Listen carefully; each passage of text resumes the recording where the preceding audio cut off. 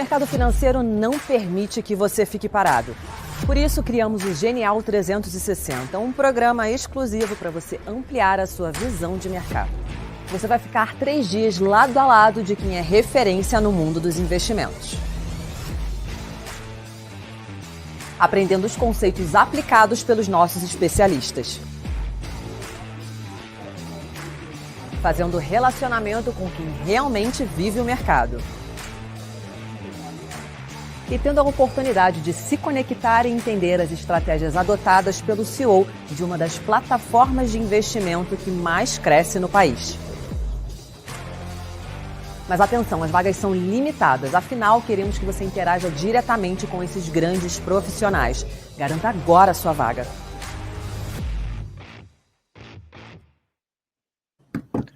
Fala aí, pessoal, boa noite, sejam bem-vindos a mais um Conversa Aberta, o programa que eu sempre digo aqui para vocês, que dá a oportunidade para você, que é investidor, conversar diretamente com as empresas que você investe. Esse é um programa super legal que o canal da Genial tem feito aqui toda semana, especialmente nessa semana a gente vai ter segunda e quarta, mas normalmente toda quarta-feira, sempre trazendo as mais variadas empresas aqui de capital aberto na Bolsa Brasileira. Para você que não me conhece, meu nome é Bruno Rosolini, tenho a honra, de apresentar esse programa, também vários outros aqui dentro da Genial, então acompanhe, ative o sininho, deixe seu like, é super legal. Hoje a gente está aqui para fazer o Conversa Aberta com o TIM, e aqui na minha presença estou com o Vicente, o Vicente que é diretor de Relações de Investidor da TIM. Obrigado, Vicente, por estar aqui de novo, a gente já conversou em outras oportunidades, é sempre bom ouvir o que vocês têm de atualização, como que tem sido o andamento da empresa em questão de resultado, também, obviamente, para tirar todas as dúvidas. Obrigado por estar aqui.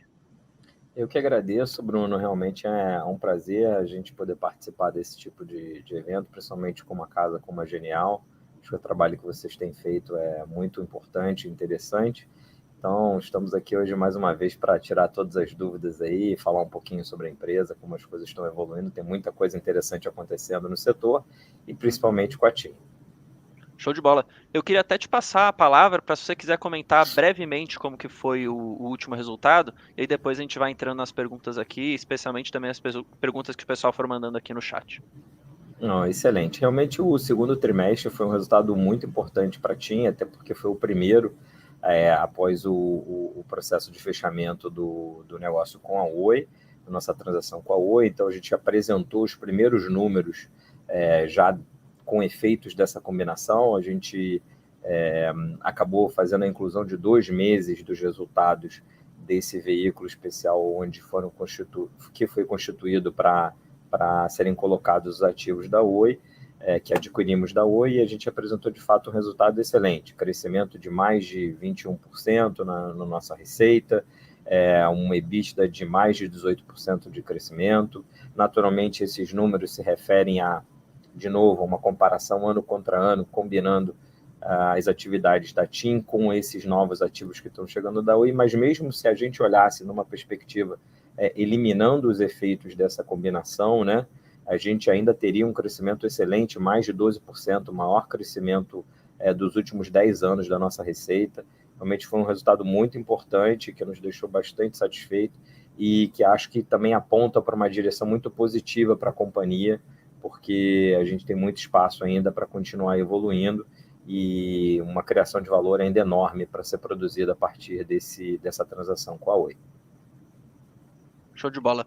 Queria até pegar um pouco desse link com a Oi, e aí uma primeira pergunta aqui. Muito se fala que, na verdade, a TIM é a empresa que mais vai se beneficiar com a questão da transação da Oi Imóvel, E aí eu queria até trazer nesse ponto. O que você pode dizer para a gente que, de fato, são esses pontos que diferenciam a TIM dos demais concorrentes e por que a TIM tem tanta vantagem frente aos outros? Claro, eu acho que assim, primeiro é importante esclarecer que a TIM foi das 3 compradoras a que acabou levando o maior pedaço da Oi, A gente levou mais clientes, mais frequências e mais herbes nesse processo de aquisição. Então, isso faz com que a gente, de fato, tenha um papel, eu diria, mais relevante dentro do processo de consolidação do que as demais. Além disso, pelos números que foram apresentados por cada uma das compradoras, a TIM tem expectativa de criar maior valor frente às suas pares. Então, a gente colocou uma expectativa de criação de valor que ultrapassa os 16 bilhões de reais, entre 16 e 19 bilhões de reais, contabilizando todos os benefícios que podem ser gerados a partir dessa transação.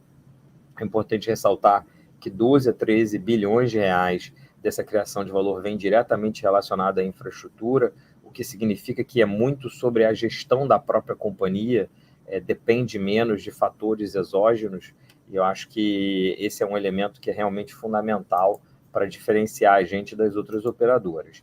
Um outro ponto que eu acho que cabe destacar aqui é que, e tem conexão com essa questão de a gente gerar mais valor, está ligado ao fato de a gente ter trazido mais frequências nesse processo de aquisição, né? As frequências, no final das contas, são as vias que nós utilizamos para transmitir os sinais, as informações através da rede móvel. Então, tendo mais frequência, a gente consegue transmitir mais coisa. E a TIM tinha, de fato, uma quantidade de frequências menor do que as outras operadoras, o que colocava bastante pressão sobre a companhia para encontrar outros mecanismos para conseguir ter uma qualidade adequada e competir no mesmo pé de igualdade das outras operadoras. E a gente vem trabalhando ao longo dos anos para fechar esse gap, fechar essa diferença, e só que agora a gente, na verdade, passa à frente das outras operadoras. Se a gente pensa a combinação entre as frequências que foram adquiridas frente à Oi, mais a nossa participação no último leilão de 5G, a TIM, na verdade, passa a liderar uma métrica que é bastante relevante, que é a quantidade de megahertz, a quantidade de frequência por usuário. Então, isso era algo que antes não era verdade, mas agora sim é uma verdade absoluta. Nós vamos liderar essa métrica, e isso dá a oportunidade para a gente melhorar muito a nossa capacidade e, consequentemente, a qualidade do nosso serviço, e é um dos grandes diferenciais que vamos ter frente às outras operadoras. Além disso, a transação também nos habilita, através da chegada de novas antenas, ampliar nossa cobertura, e fez com que a TIM passasse a ser a operadora com a maior cobertura do Brasil, em todas as tecnologias, 2G, 3G, 4G, e agora que o 5G está começando, eu imagino até que a gente vai ter outras discussões aqui a respeito do 5G, a gente também tem uma largada bastante forte no 5G. Então, acho que esses são os elementos aí que colocam a gente à frente das demais, quando o quesito é sobre a transação com a Oi. Eu não quero dar spoiler, mas eu vou fazer uma pergunta de 5G. Eu quero fazer porque também é até minha curiosidade, mas vou deixar um pouquinho para o final aqui. Eu queria trazer só mais uma referente a esse processo dessa integração dos ativos da Oi para a TIM, né? Porque isso não acontece do dia para a noite. Em que passo do processo vocês de fato estão hoje, né? E o que falta para ter essa integração total desses ativos que vieram da Oi? De fato, realmente é um processo bastante complexo e que demanda muito esforço por parte das companhias. Vamos falar especificamente da TIM, obviamente, mas a gente tem, na verdade, dois processos de integração que acabam correndo em paralelo. Um é o processo de rede e o outro que é o processo de sistemas, né? O processo de rede até está adiantado, a gente está com uma velocidade maior do que era a expectativa original, e a gente já está 100% das localidades onde a gente adquiriu clientes da Oi, eles já estão podendo usar a rede da TIM, e a rede da TIM tem uma cobertura maior do que a antiga rede da Oi, então eles já estão nesse processo que a gente chama de roaming-like, que é seria um processo parecido quando você viaja para um outro país e naturalmente você vai usar a rede de uma outra operadora. Então, por isso a gente chama de roaming-like. Então, isso já está disponível para todos os clientes de regiões onde a gente adquiriu esses ativos da Oi. E a gente já está avançando para uma segunda etapa que a gente chama de site returning, ou basicamente um ajuste dos sites, um ajuste das antenas, onde a gente passa a usar as frequências que foram adquiridas frente à Oi na nossa própria rede e começa a beneficiar também os nossos clientes já da TIM, que já estavam na TIM antes desse processo de aquisição. E aí tem uma terceira etapa, que é quando a gente integra essas antenas ao nosso parque de antenas, e aí é quando a gente completa todo o processo de rede. Então já tem algumas cidades que já estão nessa terceira etapa, mas tem várias outras que ainda estão em etapas anteriores, ou na primeira, ou somente na segunda. Mas a gente está com uma evolução bastante interessante nessa frente de rede. Do lado da infraestrutura de IT, que são todos os sistemas de suporte, tudo que tem a ver com atendimento, com cobrança, com faturamento, etc., isso continua sendo feito a partir dos sistemas da Oi. A gente, na realidade, paga para a Oi para fazer isso, enquanto estamos no processo de transição, e a gente já conseguiu fazer vários testes desse processo de migração dos sistemas da Oi para os nossos sistemas. Lembrando que esses clientes, quando forem migrados, eles vão para planos que têm um conjunto de benefícios iguais ou melhores do que os clientes tinham na Oi. Isso é uma obrigação que foi fechada durante o processo de aprovação regulatória, então a gente tem que garantir isso. Então, esses clientes, quando forem migrados, a ideia é que tenha um mínimo de dor para eles, um mínimo de complexidade para eles, e eles se encaixem num plano já dentro dos sistemas da TIM, que vai produzir o mesmo tipo de benefício para esse cliente. Esse processo está caminhando de acordo com o nosso planejamento. Como eu citei, a gente já fez vários testes, vários pilotos dessa migração, e a expectativa é que a partir agora dos próximos meses a gente comece o que a gente chama de migração massiva, que é quando a gente tem janelas de migração onde centenas de milhares de clientes vão passar dos sistemas da Oi para os sistemas da TIM. Mas nesse meio do caminho já existe um processo de migração voluntária, vamos dizer assim. Tem clientes que já estão indo até as nossas lojas, até os nossos canais de vendas para pedir essa migração. Aí acaba acontecendo de uma maneira um pouco diferente, mas isso já está ocorrendo também, Bruno. Boa. Eu vou pegar até um gancho que nessa questão que você estava falando, que o Luiz Assis ele perguntou assim. Falou, eu lembro de ter visto que a base de clientes da Oi já tinha sido contabilizada na TIM, mas essa receita adicional vem do quê? É da própria migração? De fato, a base já está sendo registrada como uma base da TIM, na Anatel, então, porque de fato o ativo já foi adquirido, já aconteceu o fechamento, e a receita gerada por esses clientes, ela também é registrada na TIM. Naturalmente, o próprio caixa que vem dessa receita também é transferido para a TIM, de forma com que a gente tenha, de fato, total disponibilidade a respeito de todos esses ativos. Então, aqui realmente já aconteceu, não é uma receita ligada à migração em si. É o cliente que antes estava na Oi, era um cliente da Oi, ele vai pagar a sua conta, vai fazer a sua recarga, vai fazer a utilização do serviço. No momento que ele fizer esse pagamento ou essa utilização, isso vai gerar uma receita, essa receita passa a ser contabilizada para a TIM. O que está acontecendo hoje é parecido com um processo que existe para operadoras virtuais, quando você tem, na verdade, um suporte de sistemas prestado por um terceiro que não é propriamente a marca para qual você está, de qual você é cliente. É mais ou menos o que está acontecendo. Hoje os clientes, na verdade, já são da TIM, mas a gente precisa usar os sistemas da Oi enquanto essa migração de TI ainda não acontece. Pô, quero passar para o 5G, porque é uma curiosidade minha e também tem uma pergunta aqui, mas antes eu quero trazer, só para a gente abrir nesse tema, né? Eu acho que a gente vem vendo, né, uma evolução na implantação do 5G puro nas capitais. Se eu não me engano, acho que aqui em São Paulo foi última quinta-feira, certo? Se eu não me engano. Exatamente. E aí a pergunta é a seguinte, como que a TIM se posiciona quanto a isso? Porque a Anatel tem o seu cronograma. Vocês acreditam que esse cronograma é suficiente? E quando de fato vocês acreditam que os números vindos do 5G vão fazer parte dos resultados da empresa de forma mais consolidada? Olha, de fato, existe um cronograma por parte da Anatel. Esse cronograma é um cronograma bastante extenso, que vai durar até 2029. São as últimas localidades que precisam ser cobertas com 5G. A gente entende que esse é um cronograma que é adequado para uma visão mais geral, mas não necessariamente para a estratégia especificamente da empresa.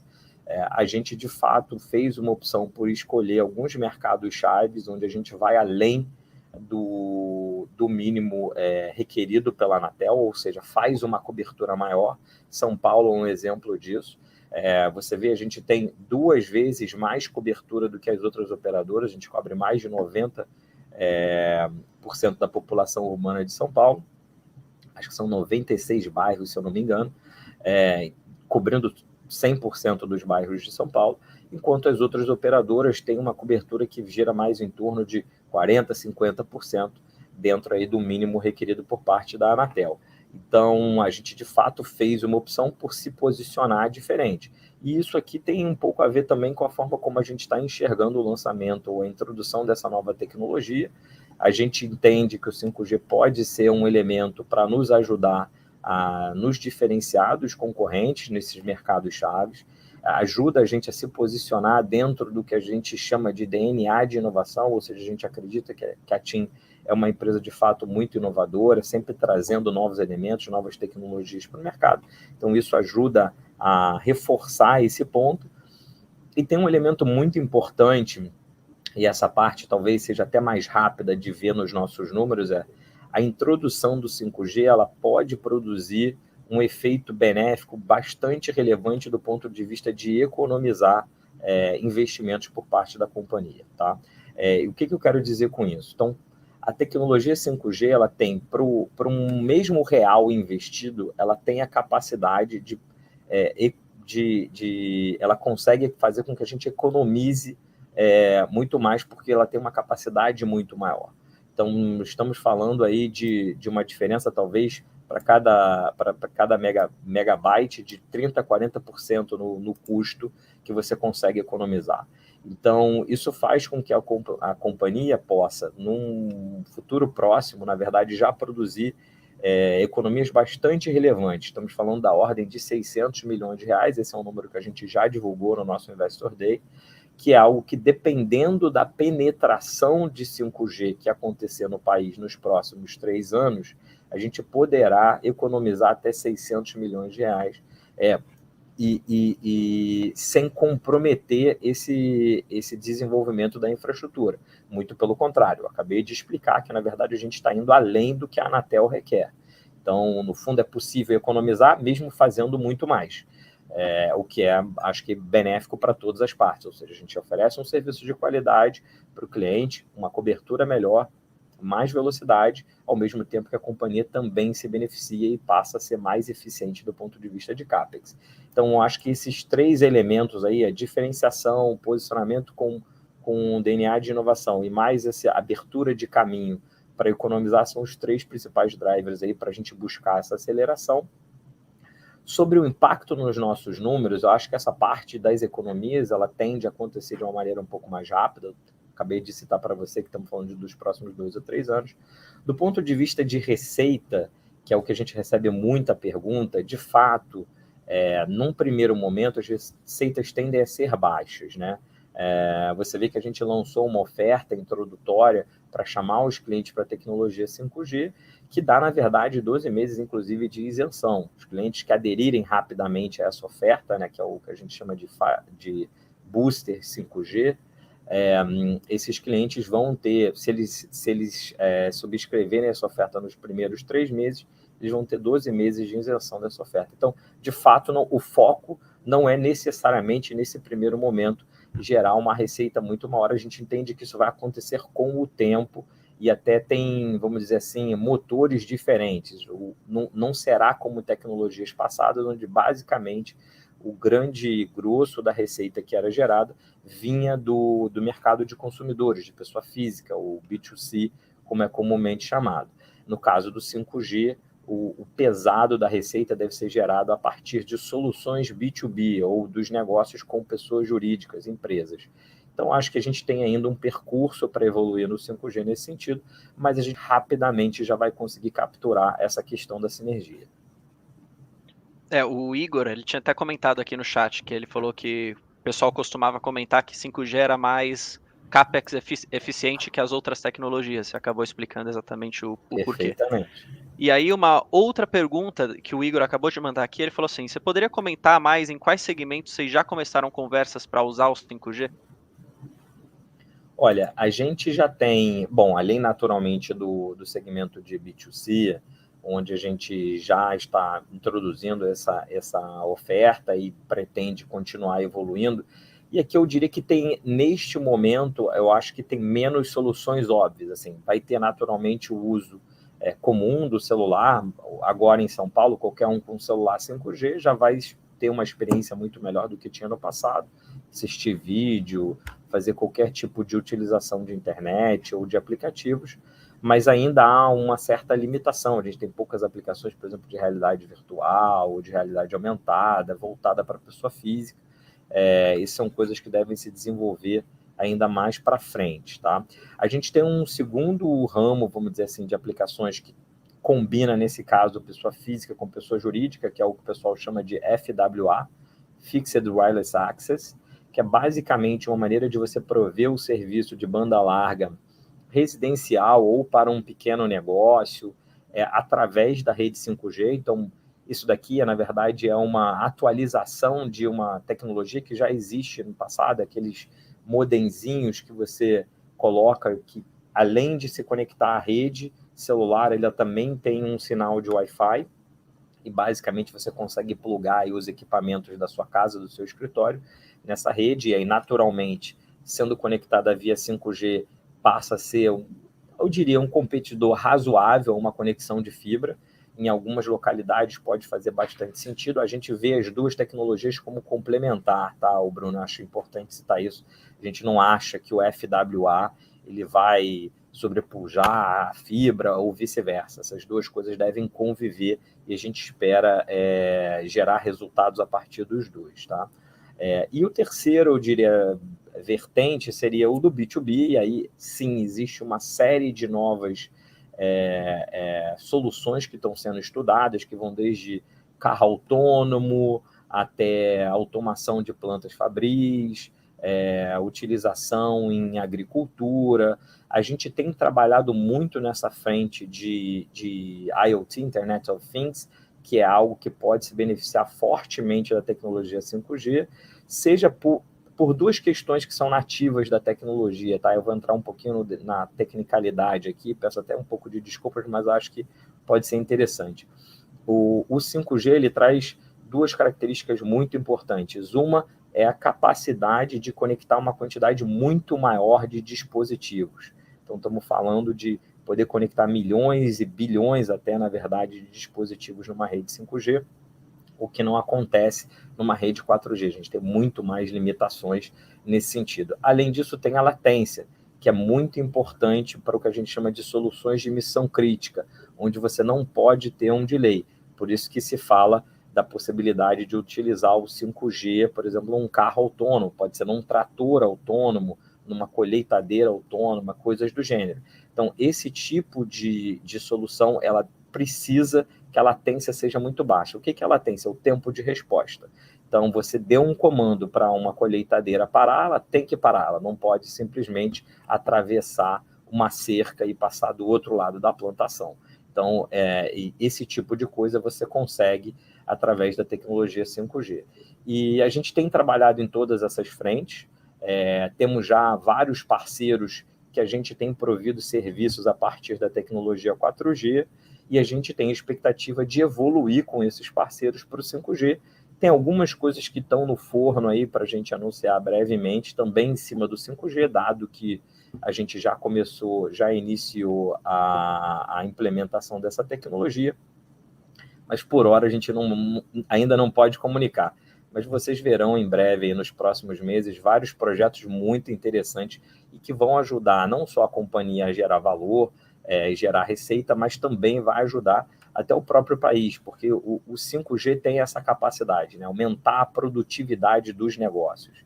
Então, é algo que realmente melhora a infraestrutura do país e pode fazer com que o país gere muito mais, inclusive PIB, etc. Pô, quero fazer uma pergunta relacionada especialmente a esse resultado do último TRI. Basicamente, vocês tiveram, né, gastos maiores ali com questões envolvendo a própria imóvel, alguns gastos com publicidade, aluguel da rede de infraestrutura da iSystems, né, se eu também não me engano, o que contribuiu para uma margem um pouco mais comprimida. A ideia aqui o que a gente pode esperar dessa margem, dessa evolução de margem para os próximos trimestres? É normal a gente se acostumar com uma margem um pouco menor, ou isso é mais momentâneo? Eu acho que a gente já citou um pouco isso, mas eu vou explicar alguns fenômenos que eu acho que são importantes. No nosso Investor Day e também no nosso próprio Guidance, a gente já dá algumas indicações sobre como a nossa margem pode evoluir. Eu acho que ela tende, no curto prazo, muito mais a uma dinâmica que de fato este ano especificamente ela vai oscilar um pouco mais, até porque tem muitos efeitos quando a gente tem uma transação dessa magnitude, como a gente fez com a aquisição dos ativos da Oi. É natural que você tenha muitas coisas passando dentro do DRE ao mesmo tempo, e a empresa também tem feito vários projetos, então tem esses elementos que vão criar uma certa poluição, e a gente tem tentado, através dos nossos documentos aqui no RI, de tornar isso mais transparente para os nossos acionistas, para os analistas, para todo o mercado financeiro e qualquer stakeholder que esteja interessado em conhecer mais sobre o nosso resultado. Mas, de fato, muitas vezes é complexo. Então, acho que vale citar aqui alguns exemplos.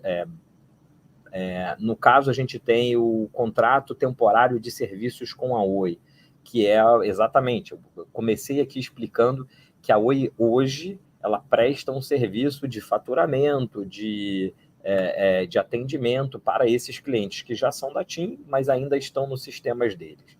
A gente paga por esse serviço, não é que ele sai gratuitamente. Paga, inclusive, um valor bastante relevante, são mais de 250 milhões de reais que a gente paga por esse serviço. Então, esse valor, ele hoje passa pelo nosso DRE, mas ele tem uma data para acabar. Ele é previsto, é um contrato de 12 meses, ele é previsto para acabar em abril do ano que vem. Então, é algo que, se você olhar o nosso resultado hoje, de fato, ele está lá, está passando, é um custo maior, está impactando o que a gente chama de linha de custos de comercialização e marketing, mas é algo que não vai ser perene. Passado o período desse contrato de 12 meses, ou seja, a partir de abril do ano que vem, isso já não vai existir mais. Então, a gente não vai precisar mais pagar para a Oi esse valor. Em compensação, tem um outro elemento que você até citou, da iSystems. O que é a iSystems? É uma empresa que foi criada pela TIM.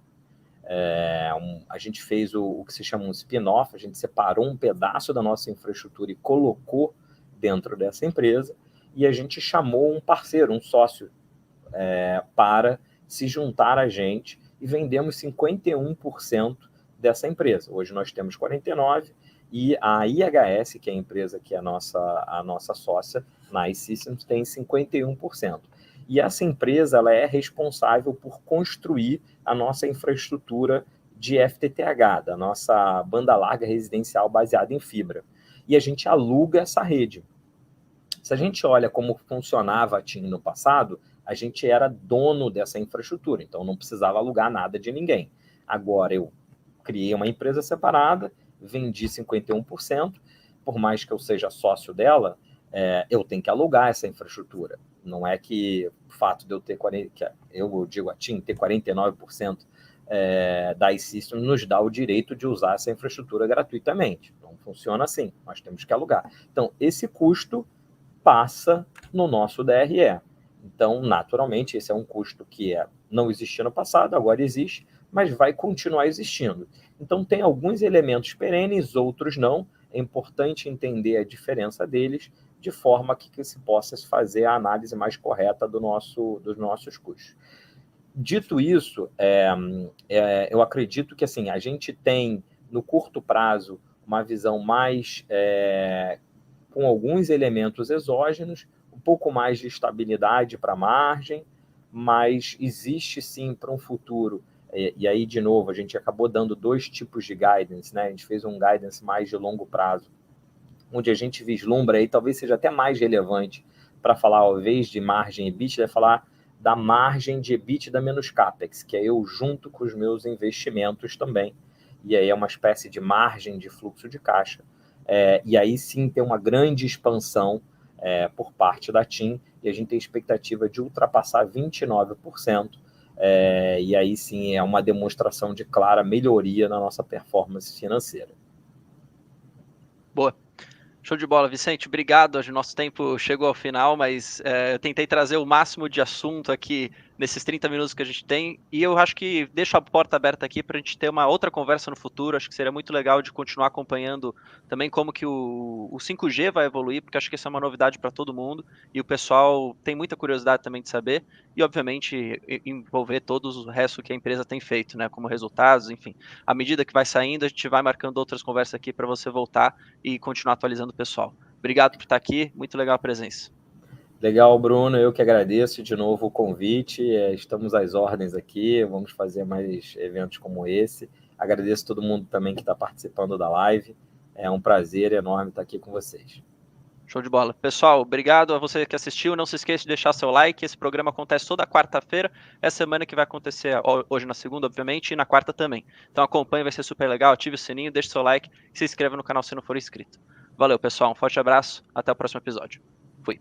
O mercado financeiro não permite que você fique parado.